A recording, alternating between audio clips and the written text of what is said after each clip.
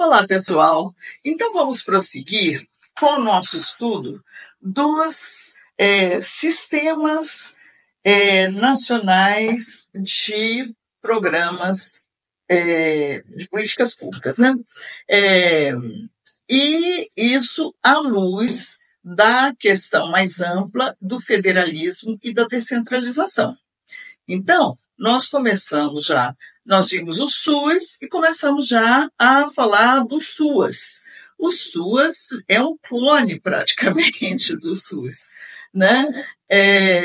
Então, vamos ver, né, quais as características do SUAS. Então, olhando para o nosso próximo slide, nós temos aqui o arranjo federativo da política de assistência social. A LOAS, Lei Orgânica da Assistência Social, estabelece que o arranjo federativo na assistência social ele é nos mesmos moldes adotados pelo SUS. Então, como eu disse para vocês, o pessoal da área de assistência social teve a sabedoria de se inspirar num modelo exitoso, né? Então, quais são os moldes, né? Então, a descentralização político-administrativa para os estados, ou seja, da União para os estados, o Distrito Federal e municípios. E, muito importante, comando único das ações de assistência social em cada esfera de governo. Então, tem uma Secretaria de Assistência Social, Secretaria Estadual de Assistência Social nos estados e uma Secretaria Municipal de Assistência Social nos municípios. Finito, não tem outros órgãos interferindo na gestão da assistência social. O segundo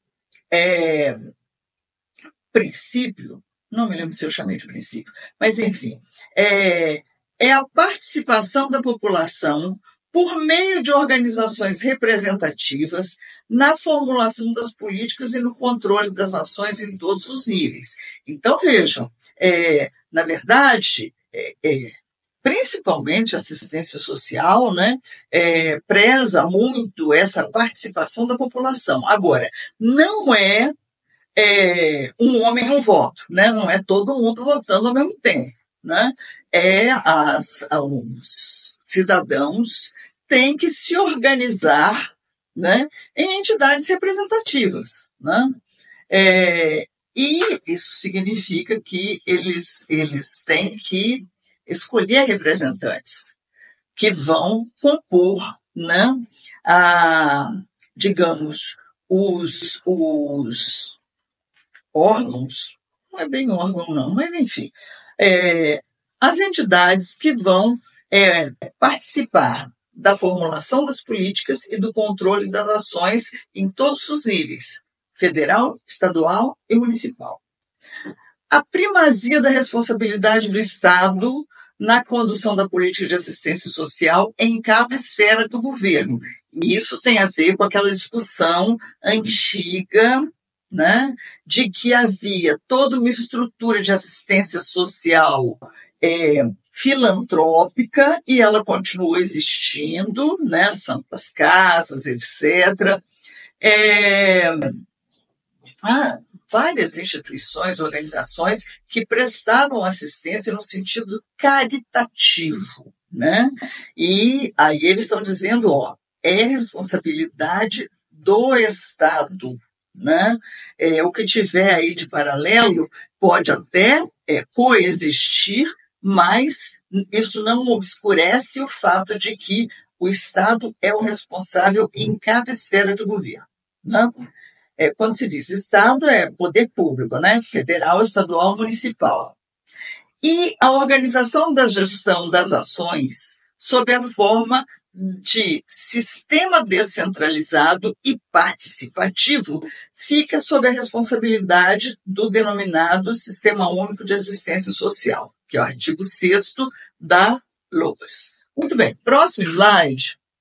Então, a gente vai continuar estudando aí o arranjo federativo da política de assistência social.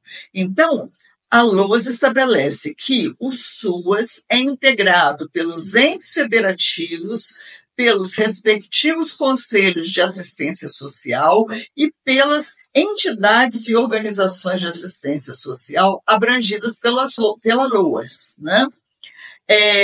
A NOB SUAS 2012 estabelece claramente, né? A gestão do SUAS se baseia na cooperação entre a União, os estados, o Distrito Federal e os municípios. E, portanto, há 4 tipos de gestão do SUAS: o da União, o dos estados, o do Distrito Federal e dos municípios. E, no nível federal, né, o Ministério do Desenvolvimento Social, que agora tem outro nome, é a instância coordenadora da Política Nacional de Assistência Social. Essa NOB SUAS de 2012, no seu artigo 9, ela define o que é rede socioassistencial. A rede socioassistencial é um conjunto integrado de oferta de serviços, programas, projetos e benefícios da assistência social mediante articulação entre todas as unidades de provisão do SUAS, né? Então, todas as unidades que participam do SUAS provendo assistência. E isso aí teve muito a ver com, quando diz conjunto integrado da oferta de serviços, né, benefícios, então teve a ver com um trabalho que foi feito no SUAS de tipificação. Porque olhem que coisa interessante. Na saúde, né, todo mundo sabe, inclusive quem não é da área, frequentemente sabe também, o que é uma vacina, uma vacinação, o que é um procedimento ambulatorial, né, um curativo, ou um procedimento de cuidar de fraturas. Todo mundo praticamente sabe o que é uma cirurgia, o que é um exame disso, um exame, por exemplo, um exame laboratorial, exame clínico, né? Quando as pessoas colhem material para fazer o exame. Ou um exame de imagem, todo mundo sabe essas coisas. O que é um parto normal, ou uma cesariana, né? Então, todas essas coisas já estavam caracterizadas na saúde muito antes de criar o SUS. Na assistência social, não era assim. Então, no começo, ninguém sabia muito bem o que era o trabalho na assistência social. E foi preciso um trabalho de tipificação para definir o que era cada serviço, cada atendimento, né? Precisou definir isso bem definidinho. Para quê? Para definir as competências, né? O que caberia a qual nível de governo, né? Porque também aí no SUAS se estabeleceu a atenção básica e a atenção especial. E para definir qual era o que, precisou se tipificar. Então, a rede socioassistencial, então, ela consiste na definição dos serviços que são oferecidos, programas, projetos, benefícios, e isso se dá mediante articulação entre todas as unidades de provisão, né, do SUAS. Vamos para o nosso próximo slide, onde a gente vai ver mais umas coisinhas, né, que são bem próprias da assistência social. Então, para o propósito da gestão do SUAS, os estados, o Distrito Federal e os municípios são agrupados em níveis que correspondem a uma escala de aprimoramento mais inicial ou mais avançada, em que se encontram esses estados, esses municípios e o Distrito Federal mensurados com o Índice de Desenvolvimento do SUAS, o chamado IDSUAS, ok? Então, Esse índice, né, a gente viu indicadores, etc. Pois bem, na saúde tem e na assistência social também. Então, um índice de desenvolvimento do SUAS aplicado aos estados, ao Distrito Federal e aos municípios, para saber em que nível estaria o município X, o estado Y, né? Precisa saber. Porque aí, dependendo disso, ele iria oferecer determinados serviços ou outros serviços. No artigo 23, está estabelecido, nesta NOB SUAS 2012, que os entes federados devem firmar entre si um pacto de aprimoramento do SUAS, que é o instrumento pelo qual se materializam as metas e prioridades nacionais do SUAS e que consiste em um mecanismo de indução do aprimoramento da gestão dos serviços, dos programas, projetos e benefícios socioassistenciais. Não sei vocês, mas eu lembro que no SUS tem um pacto também, né, gente? Um pacto pela saúde, que é dividido pacto pela vida, pacto de defesa do SUS e pacto da gestão, né? E aí o SUS também tem, não? Então, o apoio à gestão descentralizada do SUAS, e aí eu botei para lembrar do programa Bolsa Família, se dá por meio do bloco de financiamento da gestão do SUAS, do programa Bolsa Família e do cadastro único, de acordo com o artigo 72 dessa NOB aí. Pois bem, o incentivo financeiro à gestão do SUAS é o que está falando, incentivo financeiro é o quê? O dinheiro que vai ser dado para que os governos subnacionais façam o que tem que fazer. Por isso que ele é chamado de incentivo. Tem como componentes o índice de gestão descentralizada estadual do SUAS, que é o IGD-SUAS-E de Estado, e o Índice de Gestão Descentralizada Municipal do SUAS, IGD-SUAS-M de município. O incentivo financeiro, sobrou um S ali. É um conjunto de recursos destinados a serviços, programas e projetos. Agora prestem atenção no que se diz em seguida. Devidamente tipificados e agrupados. Por isso que antes eu falei na tipificação. Porque se não for tipificado, cada um faz o que quer, né? E esse incentivo são esses recursos que se transferem, por isso que se diz que é incentivo, se transfere para incentivar o ente federativo a oferecer esses serviços, programas e projetos. Ok? Então, vamos para o próximo, onde a gente vai ver o que são as entidades e organizações de assistência social para suas finalidades, né?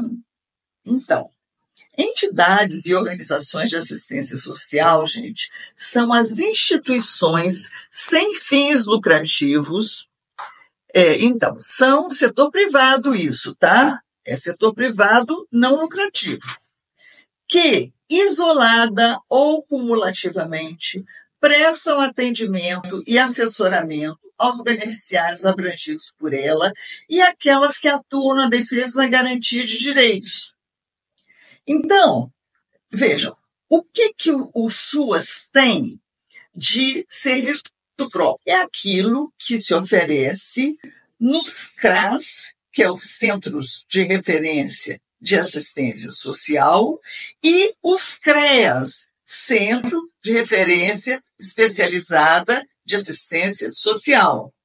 E esses são os equipamentos, digamos assim, que são próprios do SUAS e, portanto, eles são mantidos pelas secretarias de assistência social nos estados ou nos municípios e no Distrito Federal.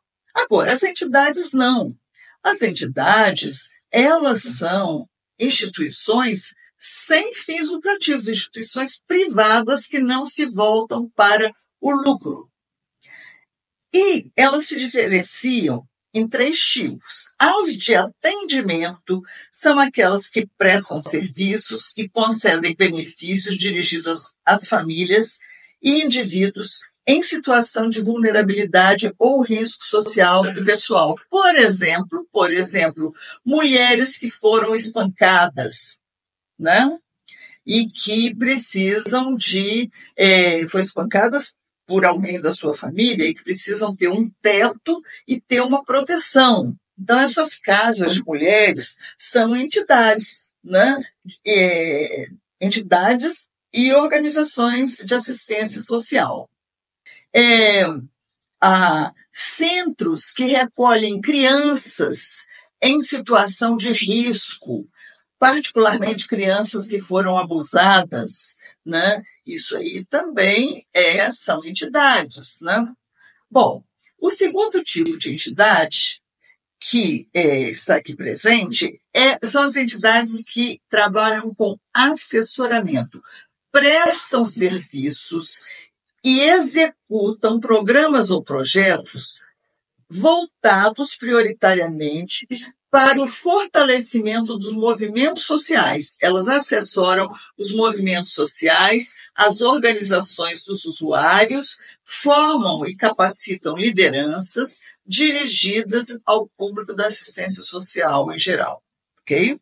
Então, essas não prestam bens e serviços ao usuário direto. Elas atuam na preparação de movimentos sociais, organizações de usuários, etc., lideranças que vão fortalecer aí os SUAS. E letra C, de defesa, entidades, né, de defesa e garantia de direitos. São aquelas que prestam serviços e executam programas e projetos voltados prioritariamente para a defesa e efetivação dos direitos socioassistenciais, construção de novos direitos, promoção da cidadania, enfrentamento das desigualdades sociais e operam na articulação com órgãos públicos de defesa de direitos dirigidos ao público da política de assistência social. Então, são 3 tipos de entidades e organizações de assistência social que são do direito privado, porém sem fins lucrativos. No nosso próximo slide, a gente vai ver que existe uma boa definição de competências, né? Então, gente, para um sistema funcionar, tem que ter uma definição de competências, tá? Eu estou trabalhando com os outros sistemas que eu vou apresentar para vocês e eu percebo claramente como ali faltou definir competências. E quando não se define competências, ninguém sabe quem faz o quê, não?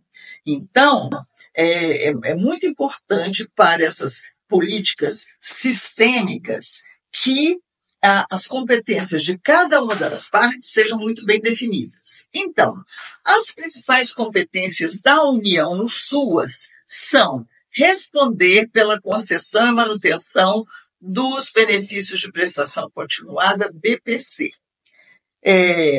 Cofinanciar o aprimoramento da gestão da assistência social em âmbito nacional. Vocês viram lá, né, que tem um pacto pelo aprimoramento da gestão da assistência social. Então, em âmbito nacional, é competência da União. Atender, em conjunto com os demais entes federativos, as ações assistenciais de caráter de emergência. Por exemplo, gente, populações flageladas por exemplo, enchentes, desabamentos, né? Desmoronamentos, né? E mesmo, por exemplo, o SUAS, né? Na sua instância federal, trabalhou junto com os estados e municípios no apoio às famílias que foram, digamos, prejudicadas pela Covid. não necessariamente famílias que as pessoas tivessem adoecido pela Covid, mas pessoas que tiveram, por exemplo, perderam seus empregos por causa da Covid, né? Então, e teve muita gente, né? A Covid não fez só aquele enorme estrago das mortes, né? Onde a gente teve uma época aqui no Brasil que se chegou a 4 mil mortos por dia, né? Mas não foi só isso. Tinha também, teve várias coisas. Teve família onde morreram todos os adultos e as crianças ficaram sem ter ninguém. Morreu o pai, morreu a mãe, morreu o tio, morreu a avó, e as crianças ficaram sem ter ninguém. Teve famílias onde todo mundo perdeu o emprego, porque os lugares onde trabalhavam fecharam. Ou então, não tinha como trabalhar em home office e também não podia trabalhar junto porque o risco de contágio era muito grande. Então, isso são ações assistenciais de caráter de emergência, gente. E a assistência social é muito importante nisso aí. Além disso, é competência da União, no SUAS, realizar o monitoramento e avaliação da política de assistência social. Pois bem, agora passamos para os estados. São competências dos estados no SUAS destinar recursos financeiros aos municípios a título de participação no custeio do pagamento de benefícios eventuais. Então, auxílios eventuais, entenderam? O Estado participa no custeio do pagamento desses benefícios. Cofinanciar o aprimoramento da gestão da assistência social em âmbito regional ou local. Vocês viram que a União também vai cofinanciar, né? Então, existe esse sistema de cofinanciamento. Atender em conjunto com os municípios as ações assistenciais de caráter emergencial. Estimular e apoiar técnica e financeiramente as associações e consórcios municipais na prestação de serviços. Então, nessa época aí, os municípios já estavam aprendendo a fazer consórcios, né?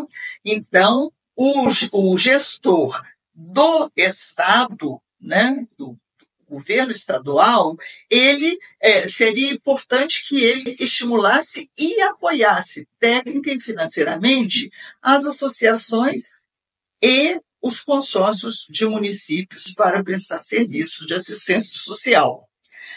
Prestar os serviços assistenciais cujos custos ou cuja ausência de demanda municipal justifiquem uma rede regional de serviços desconcentrada no âmbito estadual. Então, estão vendo? Olha, o custo ou uma ausência de demanda municipal justificaria a existência de uma rede regional de serviço, que atenderia aquele conjunto de municípios daquela micro-região, né? No âmbito estadual, dentro de um estado. E, finalmente, monitorar e avaliar a política de assistência social e assessorar os municípios para o seu desenvolvimento. Então, isso são as competências dos governos estaduais. Agora vamos ver o que ficou em termos de competência dos governos municipais, que está no próximo slide. Principais competências do Distrito Federal e dos municípios no SUAS são essas aí: destinar recursos financeiros para o custeio do pagamento dos benefícios eventuais. São benefícios como, por exemplo, se distribui nas emergências, né? Inclusive cesta básica, pequenos auxílios, né? Fica nessa categoria, são benefícios eventuais. Efetuar o pagamento dos auxílios natalidade e auxílio funeral, né? Porque as pessoas de baixa renda, quando nasce criança ou quando morre alguém, muitas vezes não tem um pé de meia, né? Para fazer face às necessidades daqueles momentos. Então, é preciso que haja um auxílio dessa natureza. E onde ele vai ser prestado? Nos municípios, porque as pessoas nascem e morrem lá nos municípios, né? Não é em Brasília, né?